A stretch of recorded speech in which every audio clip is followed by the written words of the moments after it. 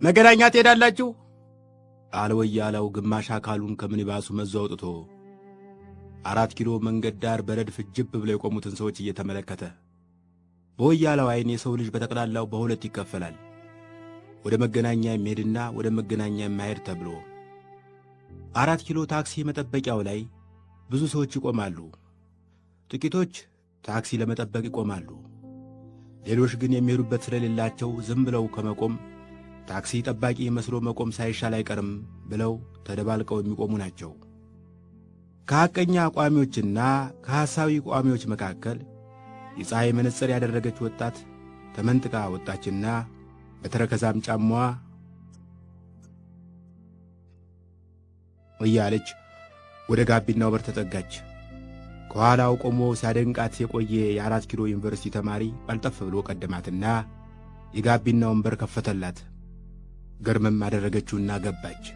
ተከትሏት ገባና ከጎኗ ተቀመጠ። ወያላው የጋቢናውን በር ዘጋ። ውጭ በረድፍ ከቆሙት መካከል አንድ አዳፋ የለበሰ ባዶ እግር ሰውዬ ወጣ። ጌታው፣ ወደ መገናኛ እየሄድሁ ነው፣ ሳንቲም ስለሌለኝ ብሎ አንገቱን ወደ ግራ ትከሻው አጠፈ። አንገትን ወደ ግራ ትከሻ ማጠፍ ተባበረኝ ማለት መሆኑን የሚያውቀው ወያላ ወደ ሾፌሩ አየ። አስገባው አለ ሾፌሩ። ባላዳፋ ጨርቁ ሰውዬ ወደ ምኒባሱ ዘው ብሎ ገባና ወንበሩን ትቶ ከጎማው ጀርባ ቁጢጥ አለ። ወደ ጋቢናው የገባችው ልጅ ተማሪው ሊያወራት ሲያቆበቁብ ስላየችው ዕድል ላለመስጠት አቀርቅራ ስልኳን ትነካካ ጀመር። ሞባይሏ ሳታስበው አክስቷ ዘንድ ደወለባት። አክስቷ ስልካቸውን በፍጥነት አንስተው አዲስ ጋቢ መግዛታቸውን፣ ትላንትና ሌሊት በሕልማቸው ነጭ እንጀራ ሲበሉ ማደራቸውን ተረኩላት። ድምፅሽ በጣም ያምራል አለ ተማሪው ስልኳን ከመዝጋቷ። አመሰግናለሁ አለች ዞር ብላ ሳታየው። ተማሪው ዝም አለ። ቀጥሎ ምን ማለት እንደሚገባው እያሰላሰለ ዝም አለ። መገናኛ እስኪደርሱ ድረስ ቢያንስ ስልኳን መቀበል አለበት። ወያላው ሂሳብ ለመቀበል ወደ ሚኒባሱ ኋላ መጣ። ሚኒባሱ የኋላ ወንበር ላይ ተጣብቀው የተወለዱ የሚመስሉ ተሳፋሪዎች ተቀምጠዋል። መጀመሪያ ጠና ያለች ወፍራም ሴትዮ አለች። ቀጥሎ የወፍራሟ ሴትዮ ግራ ክንድ የሚመስል ቀጭን ሰውዬ ፊቱን በጋዜጣ ጋርዶ ተቀምጧል። ቀጥሎ በቀኝ ብብታቸው ከዘራቸውን በግራ ብብታቸው የተቆለመመ ትንሽ ልጃቸውን ያቀፉ ሽማግሌ ይታያሉ። ቦታው ስለጠበበ በሚኒባሱ ውስጥ የግራ እጅ ማስቀመጫ የሚሆን ትርፍ ቦታ ስላልነበረ ልጅየው ግራ እጁን በመስኮት ለማውጣት ተገዷል። የኋለኛው ወንበር አፈጣጠሩ 4 ሰዎች እንዲቀመጡበት ነበር። አሁን ግን ሽማግሌው የያዙትን ከዘራ ጨምሮ 5 ተሳፋሪዎች ተደርድረውበታል።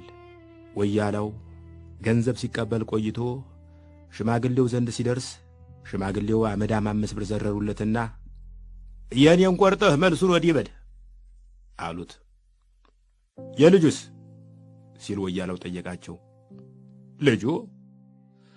ልጁ ለምን ይከፍላል? ገና ትንሽ ልጅ አይደለም እንዴ? አሉ ዕድሜውን ለማረጋገጥ የፈለጉ ይመስል ወደ ልጃቸው ዞረው። ቀጠሉና እኔ ባደግኩበት የመከራ አስተዳደግ ልጄ አያድግም ብዬ የተመጣጠነ ምግብ እያበላው ስላሳደግኩት ትልቅ መሰለ እንጂ ሐምሌ 12 ሲመጣ ነው ገና 10 የሚሆነው አሉ። ባዘርየኛ እኮ ልጁን እንጂ ዕድሜውን አንጭ ነው፣ ዕድሜው ምን ይሠራልናል አለ ወያላው። ተሳፋሪዎቹ በከፊል ሳቁ። ከኋላ ወንበር ቀጥሎ በሚመጣው ወንበር ላይ አንድ ጠጅ የሚተነፍስ ሰካራም ተሳፋሪ ተኝቶ ነበር። በሳቁ ድምፅ ባኖ ከተነሳ በኋላ ዓይኑን አድቅቆ ዙሪያ ገባውን ቃይቶ ሲያበቃ እንዴት ነው ነገሩ ብሎ ተንተባተበ። እንዴት ነው ነገሩ? የቅድሙ ሹፌር መላጣ ነበር፣ የአሁኑ ጸጉር አለው። ይሄ እንግዲህ ምንድን ነው? ወይ ተኝቼ ሳለ ወደ ሌላ ሚኒባስ አዛውራችሁኛል፣ ወይም የቅድሙ ሹፌር ተባሯል። ይህን ጉዳይ የሚያብራራልኝ አለ አለና ማብራሪያውን ሳይጠብቅ ከፊት ለፊቱ ካለው መደገፊያ ላይ ተዘንብሎ ያንኳርፍ ጀመር። ጋቢና ውስጥ ያለው ተማሪ ልጅቱን ወደ ጎን ጨርፎ ተመለከታት። መነጽሯ ግማሽ ፊቷን ሸሽጎታል። ዓይኗን ለማየት ጓጓ። የት እንደምትሄድ ለመገመት አልተቸገረም። ከፍቅረኛዋ ጋር ቀጠሮ ይኖራታል። ብዙ ጓደኞቼ ስትናገሪ ድምፅሽ የአንጀሊና ጆሊን ይመስላል ይሉኛል አለች ልጅቷ አሁንም ዞራ ሳታየው። ተማሪው ከጥቂት ደቂቃ በፊት በድምጿ ላይ አስተያየት መስጠቱ ትዝ አለው። ልክ ነው ግን አለ አንጀሊና ጆሊ ማን እንደሆነች ለማስታወስ እየተጣጣረ። ግን የአንቺ ድምፅ ሰቢት ኦሪጂናል። አንጀሊና ጆሊ ማናት? አለ በልቡ። ጋዜጠኛ፣ ተዋናይት፣ ሞዴል? ከዚህ ጋር የተያዘ ጥያቄ እንዳታነሳበት ስለፈራ ሾፌር ሬዲዮን አይሰራም አለ ወደ ሾፌሩ ዞሮ። ሾፌሩ መሪ ባልያዘ እጁ ሬዲዮኑን መጎርጎር ጀመረ።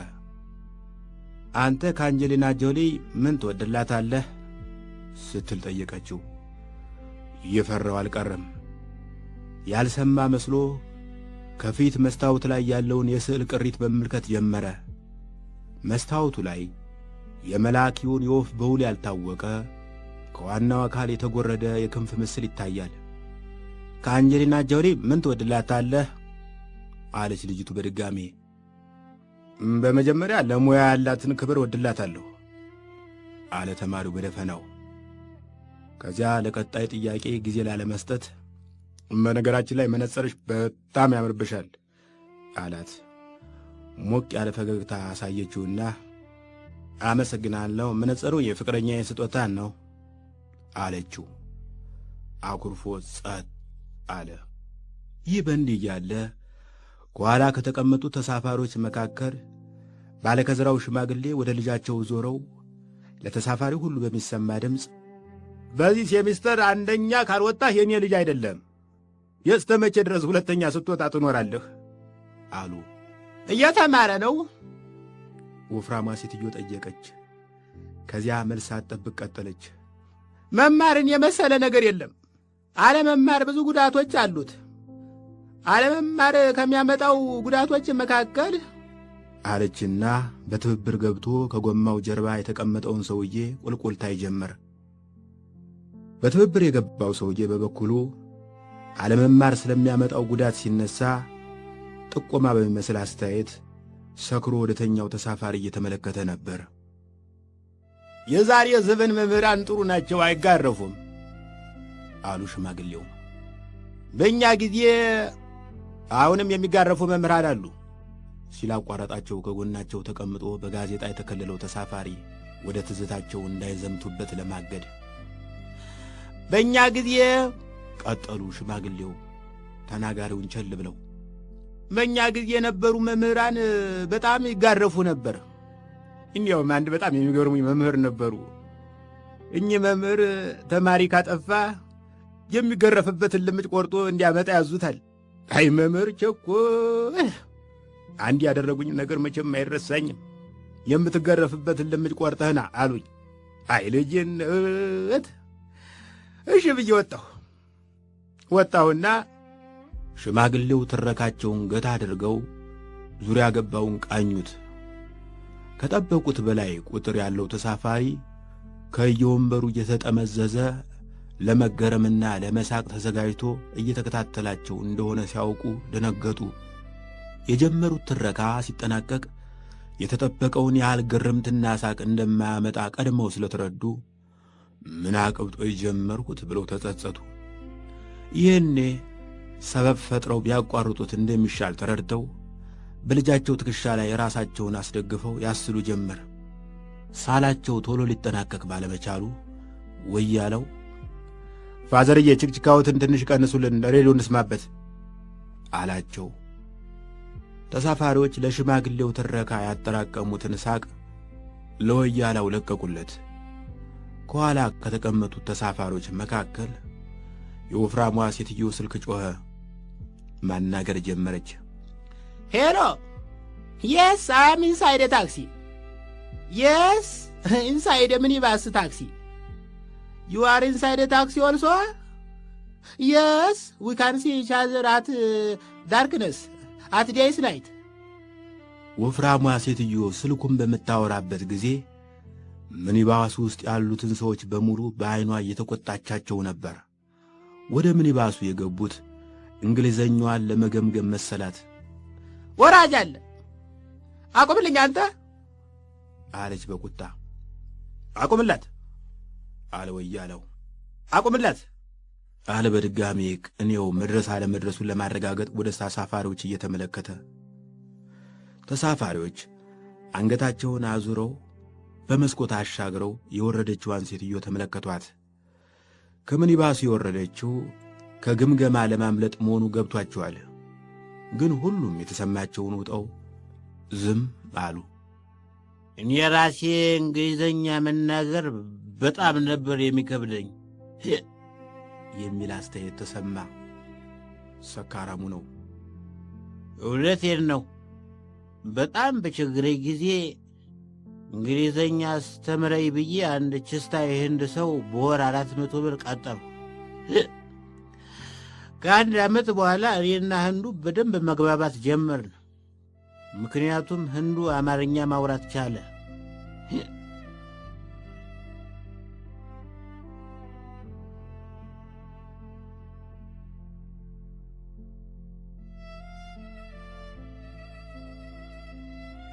ጋቢና ውስጥ የተቀመጠው ተማሪ በልጅቷ መልስ ኩም ብሎ ጸጥ ብሏል።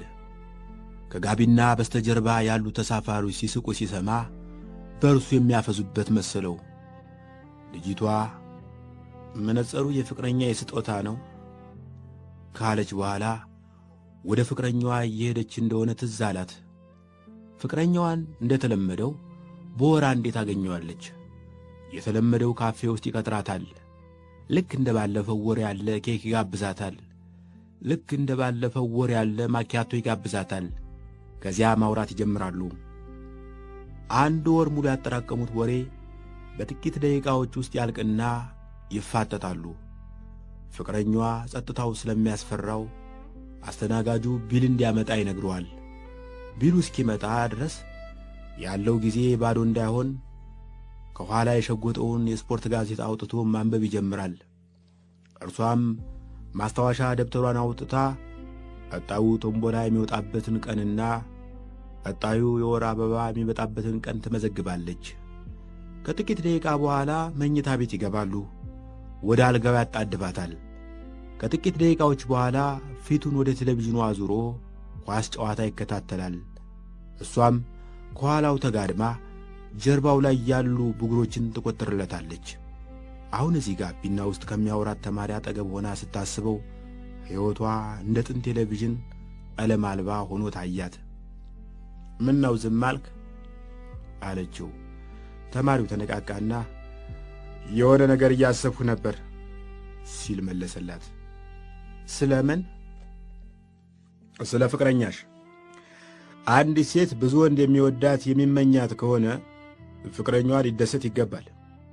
ቆንጆ ፍቅረኛ አለችኝ ግን እኔ ብቻ ልውደዳት የሚል አፍቃሪ አሪፍ ሙዚቃ ደርሻለሁ እኔ ብቻ ሳዳመጠው እኖራለሁ ከሚል ሙዚቀኛ ጋር ይመሳሰልብኛል። ምን ልልሽ ፈልጌ ነው፣ ባልሽ ጥቁር መነጽር ገዝቶ ውብ ዓይንሽን ከተመልካች መከላከል የለበትም። ልጅቱ መቃወሚያ ሐሳብ እየፈለገች ነበር። ግን ጋቢና ውስጥ ያለው ሬዲዮ ባለፈው ሳምንት የተከበረው የቅዱስ ቫላንታይን ቀን ብሎ የመቃወም ፍላጎቷን አሟሸሸው። አጠገቧ ቁጭ ያለው ተማሪ ስለ ፍቅር እንዲያወራት እሷም ዝም ብላ እንድትሰማው ፈለገች። ተማሪው ተበረታቶ ሊቀጥል ሲዘጋጅ ከኋላ ተሳፋሪዎች አንዱ ቅዱስ ቫላንታይን ብሎ ነገር የለም፣ ጌታ ኢየሱስ ብቻ ነው ቅዱስ አለ። እስካሁን ሳይታይ የቆየው አጭርና ቀጭኑ ተሳፋሪ ነው። ወያለው አጭሩንና ቀጭኑን ሰውዬ ሲመለከት ሥጋ የነፍስ ማደሪያ ነው የሚለው ስብከት ትዝ አለው። ነገሩ እንዲህ ከሆነ የዚህ ሥጋ አልባ ሰውዬ ነፍስ በረንዳ ዳሪ መሆን አለባት ብሎ አሰበ። ሾፌሩ ወደ ኋላ ዞሮ እመብርሃን ታማልዳለች አለ። ጎበዝ፣ መጽሐፍ ቅዱስ ላይ ያልተጻፈ ነገር ባንናገር ደስ ይለኛል ሲል መለሰ። ሥጋ አልባው ተሳፋሪ ለቀጣዩ ክርክር እየተዘጋጀ የእመብርሃን አማላጅነት በቅዱስ መጽሐፍ ላይ አልተጻፈም ላልከው አለ በትብብር የገባው የኔ ቢጤ። የሁሉም ዓይን ወደ እርሱ ዞረ። የኔ ቢጤው ሾፌሩን አግዞ ውለታውን ለመመለስ እግረ መንገዱንም መንፈሳዊ ክርክር ውስጥ ገብቶ ተመጽዋችነቱን አስረስቶ በመንፈሳዊ ተከራካሪነቱ እንዲታወስ የሚያደርገው አጋጣሚ ከፊቱ እንደተዘረጋለት ተሰምቶታል። ዕድሉ እንዳያመልጠው ቸኮለ። የመብርሃን አማላጅነት በመጽሐፍ ቅዱስ አልተጻፈም እንዳልከው አለ ደገመና። ኢሳይያስ ያለውን የሰማህ አልመሰለኝም። ኢሳይያስ ምን አለ? ኢሳይያስ አፈወርቂ ምን አለ? አለ ወያላው። አብዛኛዎቹ ተሳፋሪዎች ሳቁ። ተረው ያልደረሳቸው ተሳፋሪዎች ምን አለ እየተባባሉ ጆሮአቸውን አዘንብለው የተባለውን ከሰሙ በኋላ ወያላውን ያደንቁ ጀመር። በትብብር የገባው ሰውዬ ወዲያው ተረሳ። ጋቢና የተቀመጠው ተማሪ ከጋቢና ጀርባ ያሉ ተሳፋሪዎች የጀመሩት መንፈሳዊ ክርክር አላስደሰተውም። ሃይማኖታዊ ቃላት ወደ ጋቢናው ሰርገው ገብተው ደህና እያስኬደው ያለውን ጠበሳ እንዳያደናቅፉበት ሰጋ። ስጋቱ ትክክለኛ ነበር። እግዚአብሔር የማይወደውን አባባል ነው እየተናገርህ ያለኸው አለችው ልጅቱ ተኮሳትራ። አሁን ወደ ኋላ ማፈግፈግ አልፈለገም። በንግሥተ ሳባ ታሪክ በኩል እንደተረዳው ፍቅር የማታለል ጥበብ ነው። አሁን በሚኒባስ ውስጥ የወረደውን የሃይማኖት ድባብ ለመግፈፍ እንደማይቻል ተረድቷል። ስለዚህ ሊጠቀምበት ፈለገ። ስለ መጽሐፍ ቅዱስ ብዙ አላውቅም አለ በትሕትና ፈገግ ብሎ። ግን ዳዊት ብዙ ሚስቶች እያሉት ከአቤሴሎም ሚስት መቀማቱን አንብቤያለሁ። ተሳስተሃል፣ የአቤሴሎም አይደለም የኦርዮንን ነው አለችው ሐሳቡን ሳይሆን ንባቡን አርማ። ልክ ነሽ። በዚያ ላይ በየትኛውም መጽሐፍ ቅዱስ ላይ ስልክ መለዋወጥ አልተከለከለም። ስልክሽን ንገሪኝ። ሳታቅማማ ስልኳን ነገረችው። በምትኩ የእሱን ስልክ ነገራት። በሴት ስም መዘገበችውና ከምኒባሱ ወረደች። ከወረደች በኋላ ዞር ብሎ አያት። እየራቀች ስትሄድ የበለጠ ውብ ሆነችበት። ድምጧን ላለመርሳት በሚኒባስ ውስጥ ምንም ነገር ላለመስማት ተመኘ። ግን ከኋላ ያለው ሥጋ አልባ ተሳፋሪ ጮክ ባለ ድምፅ ክርክሩን ሲያጦፈው ሰማ። ጌታችን የጠፈሩ ሾፌር ነው። ለምሳሌ አንተ ወንድሜ ይህን ሚኒባስ ታሽከረክራለህ። አዎ፣ እኛም አንተን አምነን እንሳፈራለን። አንተም ወደምንፈልገው ቦታ ታደርሰናለህ። እንዲሁም ጌታ የጠፈሩ አሽከርካሪ ነው። በመጨረሻም ይመጣል። ተግተን እንጠብቀው ወንድሞቼ። በኋላ ሰርገኛ መጣ በርበሬ ቀንጥሱ እንዳይሆን። ሾፌሩ በታላቅ ወኔ ምላሽ ለመስጠት ተዘጋጅቶ ነበር። ይሁን እንጂ በሰባኪው አንደበት ከጌታ ጋር መነጻጸሩ የማይቋቋመው ውለታ ጣለበት። ዝም አለ። አዎ ወንድሞቼ አለ ሰባኪው በአሸናፊነት ድምፅ፣ ተግተን እንጠብቀው። በኋላ ሰርገኛ መጣ በርበሬ ቀንጥሱ እንዳይሆን።